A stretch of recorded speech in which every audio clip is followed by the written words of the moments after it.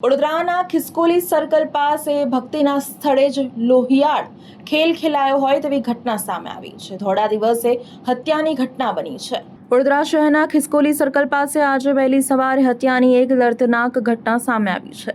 મળતી માહિતી મુજબ વડોદરા શહેરના વડસર વિસ્તારમાં રહેતા ગિરીશ ભાયલિયા નામના યુવક પોતાની પત્ની સાથે મંદિરે દર્શન કરવા માટે ગયો હતો। આ દરમિયાન ખોડિયાલનગર પીડાવોડાના મકાનમાં રહેતો દર્શન મારવાડી અને તેના સાગરીતોએ ત્યાં આવીને ગિરીશને આંતર્યો હતો। અગાઉની અદાવત રાખીને દર્શન મારવાડીને પત્નીની નજર સામે જ ગિરીશ પર છરી વડે ઉપરા છાપરી હુમલા કર્યા હતા।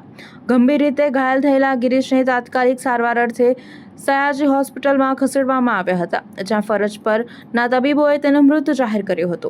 પ્રાથમિક તપાસમાં સામે આવ્યું છે કે આરોપી દર્શન મારવાડીએ અગાઉ મૃતક ગિરીશની પત્નીની છેડતી કરી હોવાનું મૃતક ગિરીશની પત્નીએ જણાવ્યું હતું, જે બાબતે ગિરીશને તેને ઠપકો પણ આપ્યો હતો, જેની અદાવત રાખીને આજે આ ખૂની ખેલ ખેલાયો છે। ઘટનાની જાણ થતાં જ પોલીસનો કાફલો ઘટના સ્થળ ઉપર પહોંચ્યો હતો। હાલ પોલીસે આરોપીઓને પકડવા માટેના ચક્રો ગતિમાન કર્યા છે। ગિરીશ છે મારા હસબન્ડનું નામ। એ છોકરાએ પહેલાં મારી છેડતી કરેલી હતી।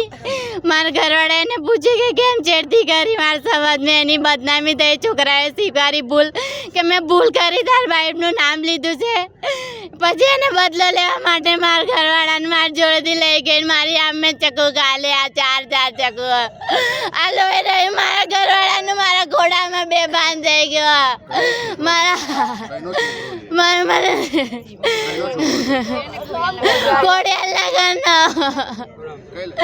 દર્શન